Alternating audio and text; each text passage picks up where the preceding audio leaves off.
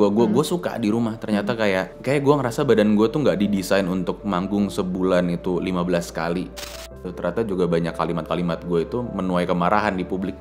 Lo merasa awkward gak? Karena gue merasa dari tadi lo agak Ini awkward. ada apa sih, kenapa kita semua ketawa terus di ruangan ini?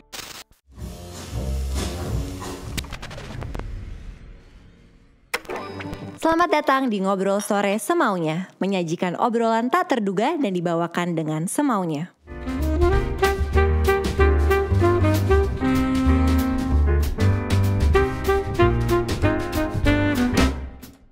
Hai, selamat datang di Ngobrol Sore Semaunya bersama gue Putri Tanjung. Hari ini kita kedatangan tamu super spesial. Gue mendengarkan lagu dia berkali-kali sepanjang hari.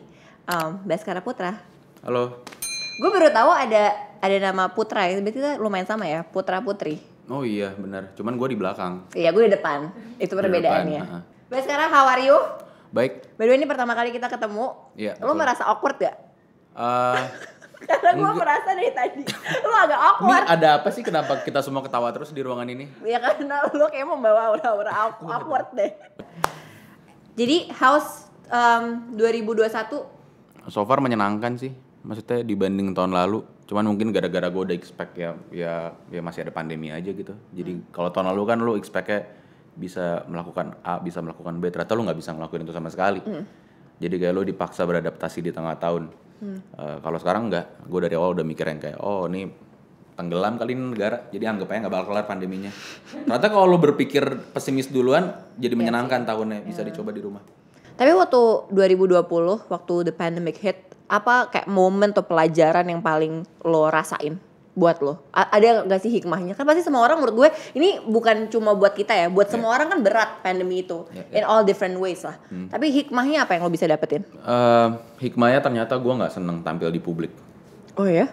Karena setelah berbulan-bulan gue di rumah, I enjoy itu semua gitu. Gue suka di rumah. Ternyata buat gue, kayak gue ngerasa badan gue tuh nggak didesain untuk manggung sebulan itu 15 kali. Yang di Jakarta lu bisa hitung pakai jari gitu loh. Sisanya lu kalau nggak di stasiun, di terminal ya di bandara. Ternyata gue seneng gitu. Gue kangen manggung banget. Cuman gue rasa ternyata gue nggak didesain untuk ada di publik gitu. Ternyata juga banyak kalimat-kalimat gue itu menuai kemarahan di publik. Jadi kayak gue mending di rumah aja. Tapi apa sih yang lo paling kangenin kalau misalkan emang tubuh lo tidak didesain untuk publik gitu? Tapi apa yang lo kangenin? Perasaannya kah? Ketemu sama pendengar-pendengar lo? Semuanya sih, gue bisa bilang semuanya sih. Gue nggak tahu ini boleh nyebut brand nggak sih di sini? Boleh nanti tinggal kita cut kalau nggak mau. Oh iya, gue kangen makan hokben dingin di belakang panggung. Nasinya tuh pasti berembun. Jadi yang lo kangenin adalah makan nasi kotak ya? Iya, karena selalu kayak gitu rasanya. Lu dikasih boxnya tuh jam berapa gitu, jam 9 pagi. Lu baru bisa makan jam 11 gara-gara check sound, atau sebaliknya kalau malam. Awal-awal pandemi adalah 3 bulan gue tetap enak gitu bayanginnya. Aduh, gue nggak mau deh. Gue 2 tahun lebih makan itu hampir tiap hari, sehari bisa 2 kali. Masuk bulan keempat gue kangen. Yang kayak aduh order kali ya. Terus sengaja gue biarin gitu 2 jam di rumah. Oh ini udah sama nih. Udah gak enak nih. Ini baru jadi. Nah tapi kan akhirnya gara-gara lo masuk UI, akhirnya lo kan terbentuk lah band lo kan, Fizz. Nah ceritanya gimana sih? Awalnya tuh dulu kayak ada acara jurusan gitu, disuruh ya yang bisa main musik disuruh main musik lah, ngumpul. Terus ya udah gue ketemu basis gue pertama kali di situ, sama gitaris gue juga yang kecil. Terus bandnya ya udah kelar itu bubar. Suatu hari gitaris gue yang gede, tidak aneh banget ya gitaris gue yang gede, gitaris gue yang kecil. Yang gede Adnan ngontak gue bikin duo yuk. Waktu itu kita lagi keranjingan kayak Black Keys, terus nggak berapa lama kemudian ada Royal Blood, format rock yang duo gitu yang kayaknya enak deh, mainnya ringkes, nggak ribet. Kalau lu perlu member lain ya udah lu kontak aja, bisa nggak bantuin gue di panggung mana gitu. Tapi nggak jadi member. Terus ya udah gue coba bikin sama dia, gara-gara gue sama dia sama-sama yang mencoba peruntungan lah pas masih SMA SMP gitu, bikin band yang kayak tadi gue bilang, bikin poster sendiri, manggung bayar sendiri.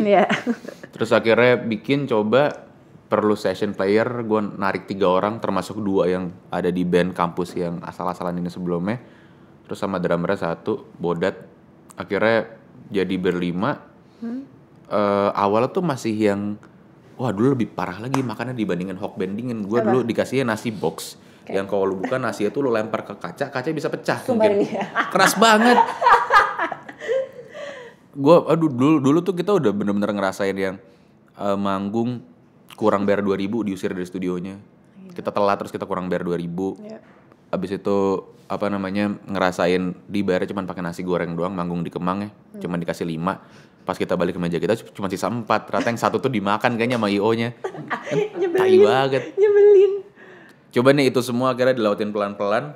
Ketemu manajer kami itu senior gua di kampus tapi beda jurusan.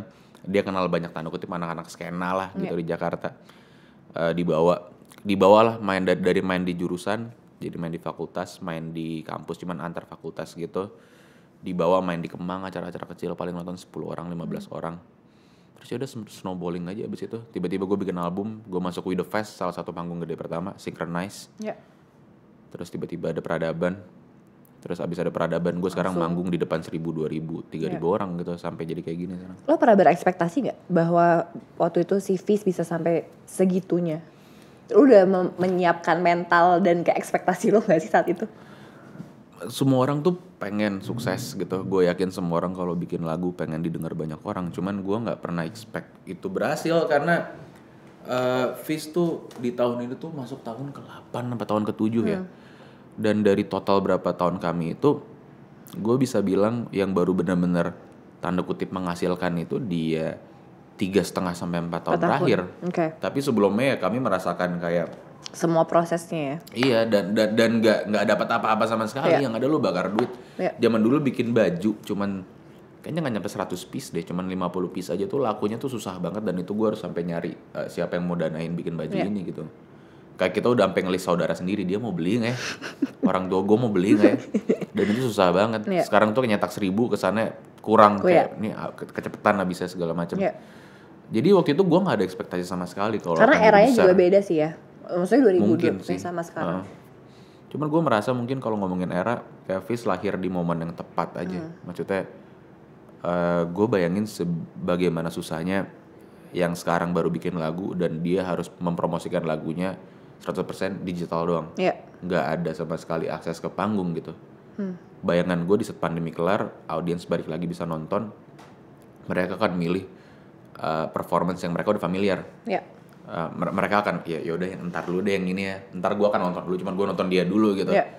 Jadi yang kayak ya gue merasa selamat dari lubang jarumnya. Tiba-tiba sekarang bumi itu kayak lagi di pause, kayak main The Sims tuh tiba-tiba lu di stop, semuanya stop gitu. Lu udah ngelewatin masa bangun audiensnya dulu. Tapi gue penasaran deh sama perspektif lo. Tadi kan lo bilang bahwa kayak sekarang kan berubah banget kan, karena kan cara orang nonton musik, apalagi ngekonsum musik juga udah beda. Kan lo juga tahu ya, customer behavior kan berubahnya signifikan nih sekarang. Menurut lo akan balik lagi nggak sih? Emang orang akan pede lagi ya, kayak nonton konser? Apakah orang akan pede lagi menikmati musik secara offline? Dan pasti pemasaran musik dan segala macamnya akan berbeda dong di masa pandemi. Menurut lo gimana? Sesudah pandemi. Lo lahir tahun berapa? 96. Oh, lu ngerasain dunia sebelum 9/11 nggak? Nggak ada tuh Gareth. Apa? Nggak ada Gareth yang masuk deteksi bom. Iya.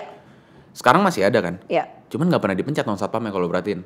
Itu seremonial. Buat gue ada beberapa hal seremonial yang akan bertahan seumur hidup. Masker.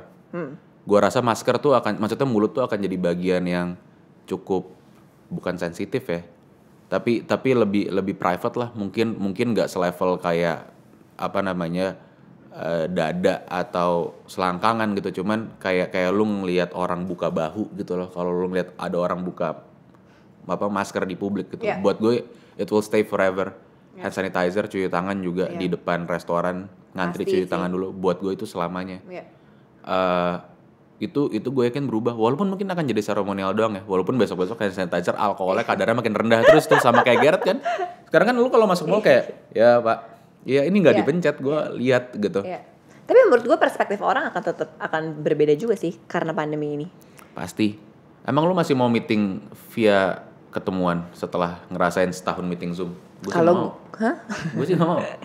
Kalau gue sih kalau misalnya- gue harus karena kewajiban kalau gue. Enggak, maksud gue kalau misalnya bisa via Zoom gitu. Iya sih. Cuma I don't know, gue masih suka ketemu orang sih. Maksudnya gue masih suka, I miss ketemu orang kayak face to face karena menurut gue kerja langsung ketemu tuh lebih Iya memang, gue juga senang ketemu orang. produktif Maksudnya, aja menurut gue. dalam kadar yang bisa diukur ya. Cuman maksud gue tuh sering banget bahkan sebelum pandemi pas meeting terus kelar kayak anjir gini doang, lu nggak bisa nelfon sih. gue aja apa? Iya benar Gitu. sih. Kalau itu gue setuju. Kadang-kadang ada meeting-meeting gak penting Iya, kan yang kan? cuma kayak hai apa kabar. Collateral damage secara waktunya tuh buat gue banyak banget gitu banget, loh. iya sih. Terus lu sejam kemana, sejam pulangnya ya Allah. Iya Nggak sih deh. benar sih. Dan kalau Zoom kayak lo cenderung kayak basa-basinya nggak begitu banyak sebenarnya. Iya, Ya nggak sih? karena awkward. Jadi yang Karena kayak awkward. biasa kayak halo Iya, terus masih iya. ada yang kayak Terus langsung. so nanya, gue kedengeran gak? Padahal lu tahu lu kedengeran. Iya kan? Itu benar. Gua tau, itu semua Itu orang benar, ngerasain setahun ini. Itu benar. Terus kalau share screen kayak udah kelihatan belum Iya. screennya? Kayak, Padahal lu tahu itu kelihatan. iya makanya. Atau yang kayak nungguan siapa yang nyalain kamera duluan itu udah biasa banget. Cuman buat gue it will stay forever dan ternyata efektif. Gue sih mau ya. Iya. Kecuali emang harus ketemu ya ketemu. Gue masih mau ngomongin soal Fizz dulu. Waktu sebenarnya kan beberapa, maksudnya lagu-lagu Fizz itu kan semuanya banyak yang mengangkat isu sosial dan segala macam. Sebenarnya apa sih message yang lo pingin sampaikan saat itu ya waktu sama Fizz? Gue nggak pernah memposisikan face atau diri gue sebagai ini gue mewakilkan anak muda atau apa gitu. Enggak, gue mewakilkan diri gue sendiri aja. Maksudnya kalau ternyata ada beberapa lagu yang terkesan menjadi politis ya gara-gara mungkin ya itu bahasanya semacam opini politik gue terhadap apa yang sedang terjadi di momen tersebut. Gue sering banget ditanya kayak gini dan buat gue jawabannya nggak pernah berubah. Gue selalu bilang Fizz itu di era tersebut ya, gue nggak tahu ke depannya bakal jadi kayak gimana. Bayangin dia tuh berita yang dikasih lagu sebenarnya. Karena bahkan ada banyak sekali kalimat yang itu bukan kalimat gue gitu. Gue mengutip banyak orang, gue minta izin sama orangnya, dia memberikan, gue rilis jadi lagu. Maksudnya pernah ada sekali yang mengkritik Fizz pas zamannya lagi gede-gedenya Peradaban dan album Beberapa Orang Memaafkan di era itu. Dia bilang Fizz nih liriknya kayak anak SMA baru masuk kuliah terus baru ngerti ada isu sosial gitu. Dan gue sebenarnya seneng justru pas gue baca komentar tersebut karena buat gue bukan tugas gue buat menjelaskan apa yang terjadi di Wonogiri, apa yang terjadi di Papua, apa yang terjadi di mana, itu bukan tugas gue gitu. Ya udah lu baca sendiri aja. Gue cuma punya waktu 3 menit buat ngomong. Kalau lu perlu setengah jam, lu cari info lain gitu. Gue cuma ngasih tahu doang kalau ini ada dan ya emang bukan tugas gue untuk memberikan solusi. Terus yang gue bayar pakai pajak ngapain? Iya kan? Emang ya bukan tugas gue aja itu. Nah, waktu Peradaban lagi booming-boomingnya, tadi gue nanya sih soal ekspektasi kan. Tapi gue pingin tahu deh waktu itu kayak ada nggak sih kayak kesusahan, maksudnya secara mental untuk lo pribadi ya. Saat itu benar-benar pas Fizz jadi booming banget, lo ada kayak kegelisahan nggak sih? Yang pasti gue selalu merasa gue bukan orang yang cukup nyaman ada di depan publik sebenarnya. Kebanyakan itu terjadi tuh ya kewajiban gitu, mau nggak mau gue ada di situ. Cuman pas awal-awal itu booming tuh masih seneng gitu yang kayak wow gila tiba-tiba ada orang bilang dia denger lagu gue gitu. Ini ada yang ngontak nih di DM bilang dari Bandung. Waktu itu di momen itu ya gue seneng gitu. Sekarang kadang-kadang ngeliat yang kayak dari Malaysia, wah oh makasih udah dengerin gitu. Cuman ya udah berkali-kali ada yang bilang denger dari luar. Cuman di momen itu masih seneng awalnya. Sampai lama-lama gue merasa yang kayak wow ini dia kan snowballing kan makin gede gitu. Ada titik di mana gue merasa privasi gue udah mulai tergerus dan itu yang paling gak enak sih buat gue. Karena kayak tadi gue bilang, gue nggak merasa nyaman gitu untuk ada di publik tiap hari sampai levelnya kayak lu di DM sama orang bilang tadi gue ngeliat lu lagi ngantri ini lagi ngantri snack Taiwan di mana kayak please jangan, gue takut. Tapi itu kejadian, jadi ya gimana gitu. Itu paling itu sih di luar adjustment jadwal yang gila-gilaan ya. Hidup gue bener-bener ya dibolak-balik dibanting sama lagu itu berubah total. Tapi lu tahu nggak tapi lu udah memikirkan konsekuensi ini kan? Gue mikirin, cuman gue nggak expect separah ini. Karena sama nggak sih kayak bisa lu ketemu orang ngatain orang lain di internet terus dibilang ya elah kayak gini doang lu bete lu marah-marah gitu ya, lu udah pernah belum dikatain atau ada di posisi dia? Tapi lama-lama lo terbiasa gak sih? Apa lo belum terbiasa dengan itu? Lama-lama sih terbiasa sih. Iya gak sih? Gue sampai marah sampai detik gue udah gak marah lagi. Terbiasa tuh buat gue bukan berarti lu suka. Iya, setuju gue. Iya, dan buat gue sekarang gue terbiasa, cuman gue masih gak nyaman. Iyalah pasti lah. Ngomongin soal mental health, lu sering breakdown gak? Dulu lebih sering dibanding sekarang menurut gue. Gue merasa semenjak ada yang namanya Hindia gue lebih stabil. Oke. Ngomongin Hindia, apa perbedaannya lu di Fizz dan lu solo sekarang? Fizz tuh band ya, jadi gue ngomongin hal-hal yang emang kami berlima ingin bicarakan gitu. Di Hindia gue bisa bebas, di Hindia gue bahkan bisa nulis lagu tentang gue bete kucing gue nggak mau disuruh diet. Dan itu buat gue fair aja gitu, karena ya itu gue kan proyek solo gue mau nulis kayak keran gue mati atau sanitasi rumah gue rusak ya suka-suka gue gitu. Tapi kucing lo emang nggak mau diet? Nggak mau. Emang udah kegendutan? 6,5 kilo. Oh, harusnya berapa? Kayaknya harusnya dia 4 komaan deh. Apa namanya, gue nanya waktu itu bawa ke vet gitu, ini udah obes belum? Udah, ini udah obes gitu. Kita pernah coba animal linking kan. Terus ya udah dia jawaban dia selalu seputar makanan doang gitu. Namanya kan abang nggak boleh makan kayak gini kan harus ikutin saran dokter diet bla bla bla. Jawaban dia kayak ya terus kalau masih lapar gimana kayak gitu. Lo nggak kasih lebih dikit porsi makannya? Lebih dikit. Terus entah kenapa beratnya naik terus juga. Dia selalu menemukan cara untuk mengambil makanan adik-adiknya yang lain. Oh ya? Hebat ya dia? Hebat, emang dia pintar.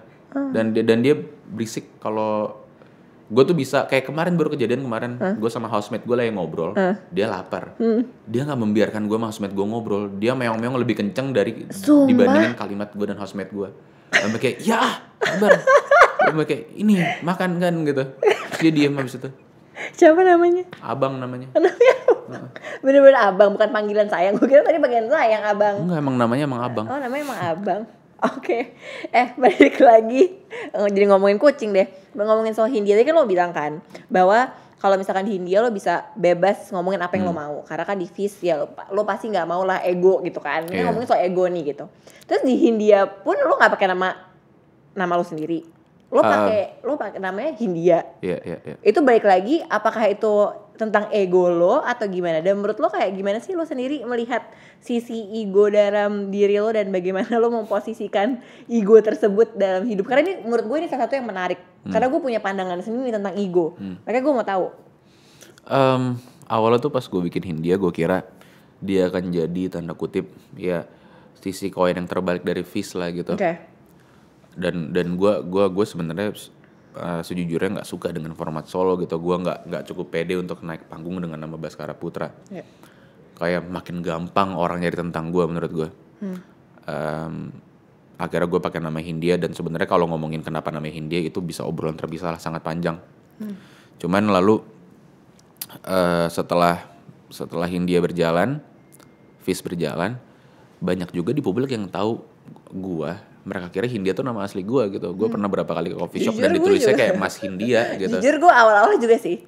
Iya kan, maksudnya gue nggak tahu apakah itu sebuah kegagalan atau keberhasilan ya. Cuman ya gue menurut gue keberhasilan sih. Syukuri aja sekarang. Dan abis itu kan di tengah-tengah prosesnya sekarang Hindia udah ada album pertama, Fizz juga masih berjalan album kesekian.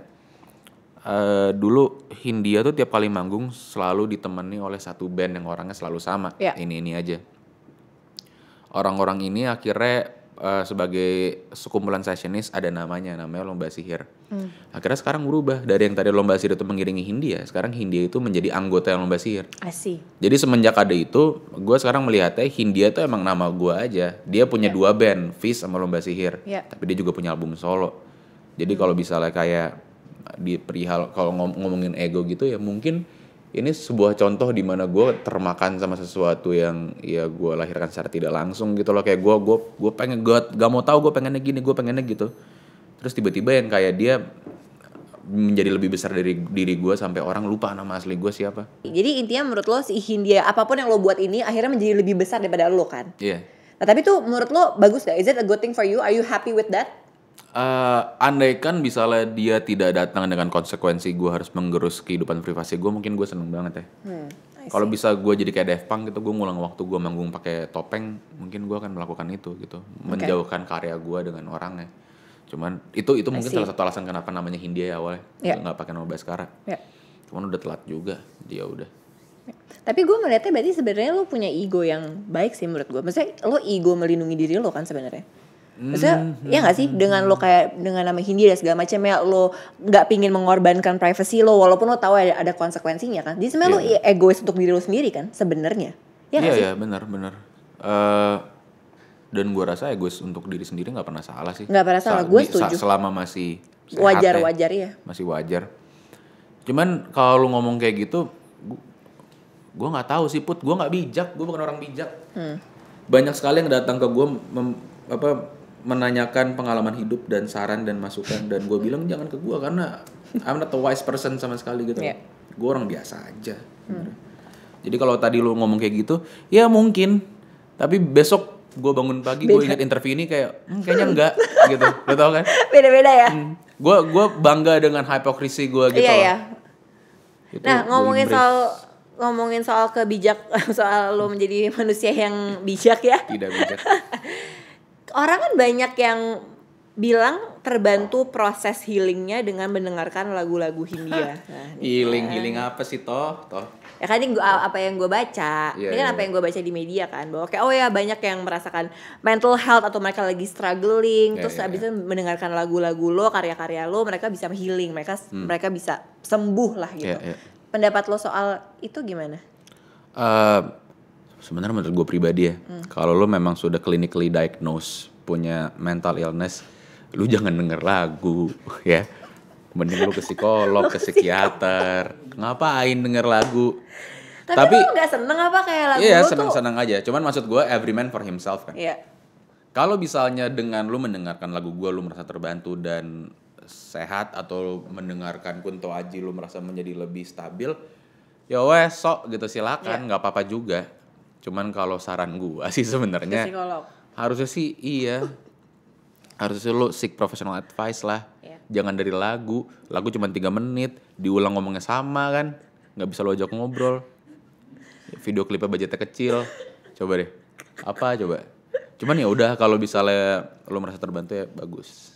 Tapi lo nggak bisa mungkiri dong kalau lagu kan make you feel something kan. Kalau misalkan it helps pendengar lo kan berarti alhamdulillah dong. Itu makanya tadi gue bilang kalau misalnya ternyata dia, ya gue juga siapa untuk ngejudge satu experience orang. Kalau nggak bisa lo tetap harus ke psikolog atau psikiater ya, karena tiap orang beda. Betul. Siapa tahu beneran ada yang bisa jadi terbang gitu, bisa denger lagu gue. Mulai aneh nih mulai. Tapi lo jadi beban gak sih karena orang-orang ngomong kayak gitu? Jadi beban gak buat diri lo? Jadi beban pasti. Gue kayak selalu ya. Gue suka kayak benci dan kesal. Benci atau kesal atau tapi senang juga di saat bersamaan dengan efek ini gitu. Dan satu hal yang selalu gue ingatkan ke audiens gue adalah gue juga orang biasa gitu. Bedanya gue sama dia adalah gue di panggung nyanyi. Tapi lu melakukan banyak sekali hal yang lu bisa lakukan dan gue tidak bisa lakukan gitu. Jadi jangan pernah anggap gue itu lebih bijak atau sebaliknya. Karena kalau masalah hidup lu ada di gue juga, mungkin gue nggak bisa ngelewatin. Tapi karena ekspektasi itu pengaruh ke mental health lu nggak sih? Menjadi beban iya sih, cuman mereka nggak pernah jadi trigger utama gitu. Maksudnya jadi sesuatu yang gue pikirin aja. Cuman kalau ada apa-apa yang ngebikin gue yang kayak sampai gue lagi nggak mau ngapa-ngapain hari ini, atau kayak gue lagi nggak bisa berfungsi, itu kebanyakan ya semua datang dari lingkungan gue pribadi atau diri gue sendiri gitu, bukan karena dari cerita orang, kebanyakan sih. Tapi kan by the way sekarang anak-anak muda tuh lebih aware sama kesehatan mental ya, kayak mental health gitu. Pandangan lo soal kesehatan mental buat Baskara tuh kayak gimana sih? Gue sering ditanya perihal ini gitu, cuman gue selalu bilang gue juga cuman pasien, gue bukan dokter, gue bukan praktisi. Dan mungkin ini terdengar sangat watered down, cuman menurut gue bisa bilang gue itu sehat secara mental di saat apa yang badan gue mau, apa yang kepala gue mau, otak gue mau, sama apa yang hati gue mau itu selaras. Jadi di saat gue mau kerja, badan gue mau kerja, otak gue mau kerja, hati gue mau kerja. Gue setuju sih itu. Kalau misalnya kayak badan gue mau kerja, cuman hati gue pengen main, kepala gue ada di tempat lain gitu, dan itu berlangsung selama 5 hari, ya yang namanya breakdown ya terjadilah gitu. Iya. Buat gue sih simpel itu doang gitu, menyelaraskan apa yang ada di dalam lu semuanya Badan, untuk hati, keluar otak. secara bersamaan. Ya, setuju sih, kemarin kita juga ngebahas itu sama Panji di episode sebelumnya. Kita banyak ngomongin soal, ya kalau kita ngomongin soal work life balance sih, dimana kayak lo akan menjadi zombie kalau apa yang lo lakukan tuh lo nggak suka dan lo nggak selaras lah semuanya. Nah, let's talk about business sekarang, Bas. Lu ngomongin duit nih, gue suka nih. Gue juga suka. Cuan. Nah, sekarang kan lo punya label sendiri kan, Bas. Apa yang membuat lo membuat label itu? Habis itu apa yang lo belajar dari selama proses pembuatan label? Yang pasti motivasi itu sangat simpel. Gua dan kawan-kawan merasa ingin punya kontrol 100% terhadap musik yang kami ciptakan. Itu doang. Padahal waktu itu sebenarnya sotil juga karena kayak ngobrol sama banyak label owner yang tua juga belum. Cuman ternyata untungnya setelah berjalan banyak asumsi yang kami punya itu ternyata benar gitu. Untung aja kita nggak jadi jalan bareng orang atau bikin sendiri dari nol cuman dengan cara seperti apa gitu. Untungnya banyak yang benar lah dilakukannya gitu. Pelan-pelan juga ya trial and error juga panjang.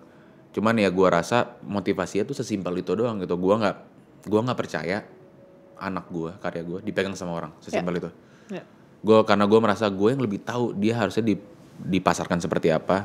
Gue yang lebih tahu harusnya dia kalau bisa cari partneran itu untuk tumbuh besar bersama itu. Kalau cari film yang seperti apa, dipublishnya seperti apa, diurusnya seperti apa, secara revenue streamnya perubahannya, dan itu yang gue coba jaga banget ya. Berarti lo nge-balance between idealism lo sama komersial, maksudnya sama pragmatisme juga berarti ya. Perihal idealisme tuh ada satu hal menarik yang pernah gue dengar dari Iga Mas Ardi. Dia bilang idealisme kan adalah apapun yang menurut lu ideal kan. Iya. Kalau yang gue anggap ideal ternyata adalah emang laku atau sukses secara komersial gimana, itu idealisme juga. Betul.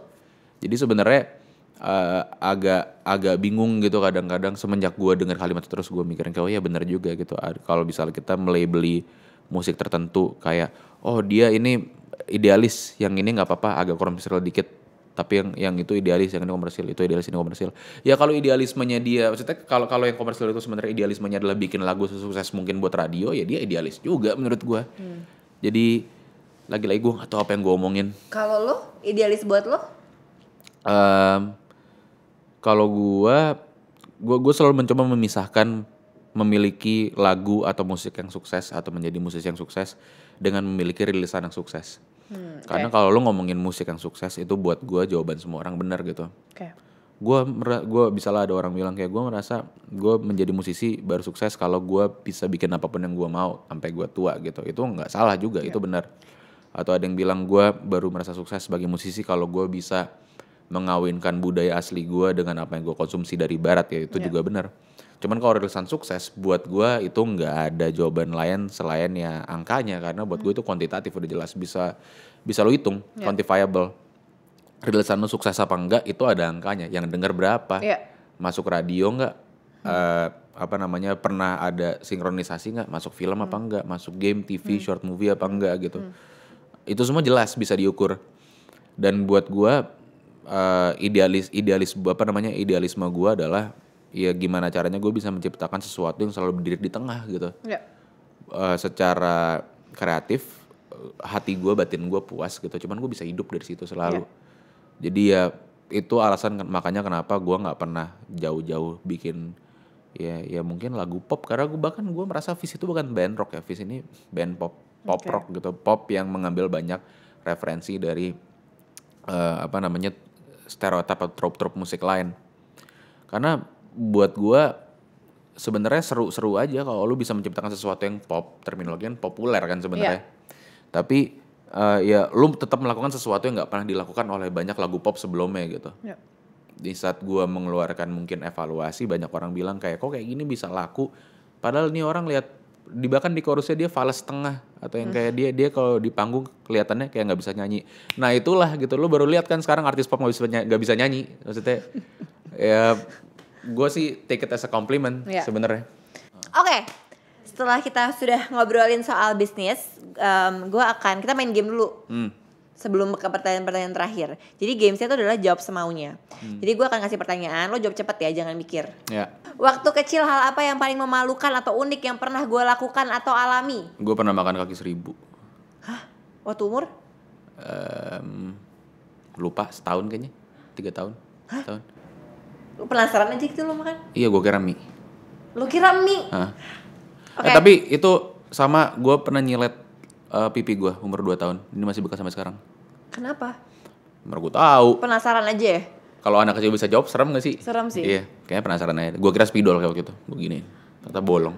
Gila ya, lo kira spidol, kaki 1000 lo kira mie. Lah kalau kata iklan-iklan be curious, anak kecil. Iya sih. Curious. Tapi be curiousnya agak serem ya lu. Iya, pengalaman hidup kan. Oke. Orang nggak banyak yang tahu kalau gue itu orangnya. Kalau boker lama. Gue paling bete kalau menghadapi situasi seperti apa ya? Oh, kalau gue lagi main game dan gak dianggap serius gue dan game gue sama orang lain. Oke. Gue ilfeel banget kalau menghadapi orang yang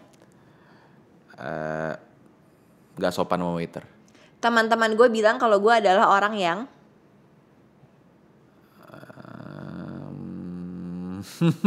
aduh apa ya, mereka bilang gue apa ya? Mereka bilang gue annoying kayak deh. Oke. Gue merasa hidup pada saat gue nulis lagu.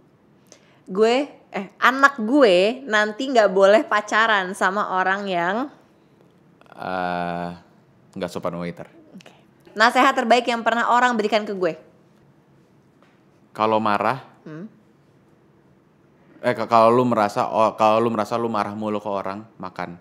Kalau lu merasa orang marah mulu ke lu, tidur. Oke. Gue butuh titik-titik lebih banyak dalam hidup gue. Bukan kucing dong. Udah banyak kan, udah ada 14 kan. Break maghrib. Oke. Enak tau break maghrib. Menurut gue kebahagiaan adalah di saat lu merasa apa yang lu punya itu cukup. Are you happy now? Hari ini ya. Besok? Gak Belum tahu. Jadi lo kayak live day by day ya? Ya. Apa yang membuat lo bahagia hari ini? Yang buat gue bahagia hari ini gara-gara gue bisa makan dulu sebelum kesini. Karena biasa gue kalau makan siang itu telat. Sederhana ya berarti ya, kebahagiaan lo ya? Lumayan kan? Iya, enak. Lumayan. Oke, pertanyaan 2 terakhir. Bas. Ada ambisi apa lagi untuk karir lo ke depannya atau ambisi dalam hidup lo ke depannya? Gue pengen biayain temen gue buka warung bakmi. Gue pengen punya shelter kucing. Gue pengen